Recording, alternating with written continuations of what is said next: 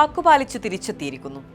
51 ദിവസങ്ങൾക്ക് ശേഷം അയാൾ ഇരുമ്പഴികൾക്ക് പുറത്തേക്ക് വന്നപ്പോൾ തിഹാർ ജയിലിന്റെ മതിൽക്കെട്ടിന് പുറത്ത് ഇൻക്ലാബ് മുദ്രാവാക്യങ്ങൾ മുഴങ്ങി.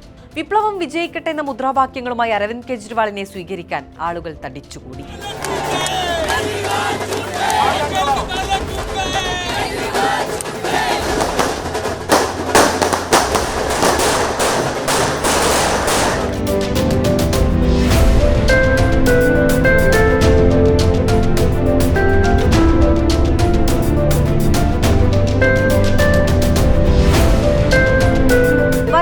ലോക്സഭാ തെരഞ്ഞെടുപ്പ് ഒരു ജീവൻ മരണ പോരാട്ടമാണെന്ന ബോധ്യം അയാളിലുണ്ട്. 1.5 മാസം നീണ്ട ജയിൽവാസവും ചോദ്യം ചെയ്യലും തന്നെ കൂടുതൽ കരുത്തനാക്കിയെന്ന തരത്തിൽ യാതൊരു കൂസലുമില്ലാതെയായിരുന്നു അണികൾക്ക് മുന്നിൽ കെജ്രിവാൾ പ്രത്യക്ഷപ്പെട്ടത്. രാജ്യത്തെ ഏകാധിപത്യത്തിന്റെ അന്ത്യം കാണാനാണ് താൻ തിരിച്ചു വന്നതെന്ന് പ്രഖ്യാപിച്ചതിലൂടെ ഇനിയുള്ള ദിവസങ്ങൾ നിർണായകമാണെന്ന് അദ്ദേഹം ഓർമ്മിപ്പിച്ചു. ജയിൽ മോചിതനായി 2ാം ദിനം. ആദ്യം എത്തിയത് ഹനുമാൻ ക്ഷേത്രത്തിൽ. പ്രാർത്ഥനയ്ക്ക് ശേഷം പാർട്ടി ആസ്ഥാനത്തേക്ക്. ഒരു ക്രൗഡ് പുള്ളറെ പോലെ വൻ ജനാവലിയായിരുന്നു കെജ്രിവാളിനെ കാത്തിരുന്നത്. തീപ്പാറുന്ന പ്രസംഗമാണ് കെജ്രിവാൾ നടത്തിയത്. ഉമിത്തിയിൽ മൂർച്ച കൂട്ടിയ വാള് പോലെ മോദിയെയും BJPയെയും കടന്നാക്രമിച്ചു. അഴിമതിക്കാരെല്ലാം BJPയിലാണ്. രാജ്യത്തിനു വേണ്ടി ചോര ചിന്താനും താൻ തയ്യാറാണെന്ന് കെജ്രിവാൾ പറയുമ്പോൾ ജയിൽ മോചിതനായ കെജ്രിവാളിന് രാഷ്ട്രീയ മൂർച്ചയേറിയതായി കാണാം.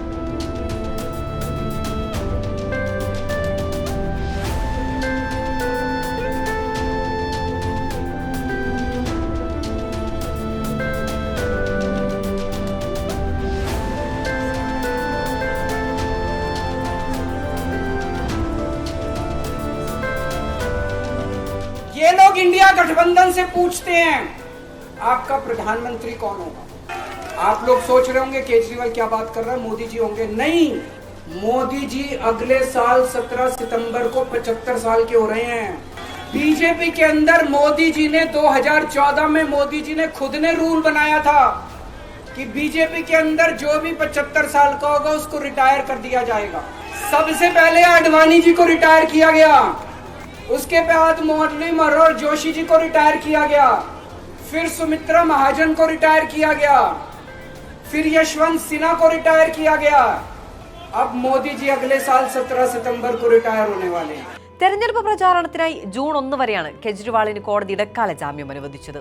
തെരഞ്ഞെടുപ്പ് പ്രചാരണം മൗലിക അവകാശമല്ലെന്ന് ഇഡി വാദിച്ചപ്പോൾ 21 ദിവസത്തെ പുറത്തിറങ്ങൽ വലിയ മാറ്റങ്ങൾ ഉണ്ടാക്കില്ലെന്ന് അഭിപ്രായപ്പെട്ടുകൊണ്ട് കോടതി ജാമ്യം അനുവദിക്കുകയായിരുന്നു. ഒരു വിഭാഗം പ്രതീക്ഷിച്ചതുപോലെ പ്രതിപക്ഷ പോരാട്ടത്തിൽ നിയമ സംവിധാനം പോലും ഒപ്പമുണ്ടെന്ന് തോന്നിപ്പിച്ച ഇടപെടൽ. കെജ്രിവാളിനെ പ്രതിപക്ഷ മുഖമാക്കി തന്നെയാക്കും ഇന്ത്യ മുന്നണിയുടെ ഇനിയുള്ള ദിവസത്തെ പോരാട്ടമെന്നുറപ്പ്.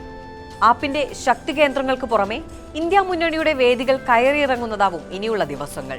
അതുറപ്പിക്കുന്നതായിരുന്നു കെജ്രിവാളിന്റെ ഇന്നത്തെ പ്രസംഗം. 2012 ആം ആദ്മി പാർട്ടി രൂപീകരിച്ച ഒരു പതിറ്റാണ്ടിനിപ്പുറം 2 സംസ്ഥാനങ്ങളിൽ അധികാരത്തിലുള്ള പാർട്ടി. കോൺഗ്രസിന്റെ വേരറുത്ത് ഡൽഹിയിലും പഞ്ചാബിലും വെള്ളക്കൊടി നാട്ടിയ കെജ്രിവാൾ ഇപ്പോൾ അതേ കോൺഗ്രസിനൊപ്പം ചേർന്ന് തെരഞ്ഞെടുപ്പിനെ നേരിടുന്ന രാഷ്ട്രീയ സമവാക്യം മുന്നോട്ട് വെച്ചു. മോദിക്ക് കെജ്രിവാൾ ശത്രുവാണോ? ഹിന്ദുത്വം പറയുന്ന കെജ്രിവാളും മോദിയും ഒന്നു തന്നെയല്ലേ എന്ന ആരോപണങ്ങളെല്ലാം ശക്തമായിരുന്നു.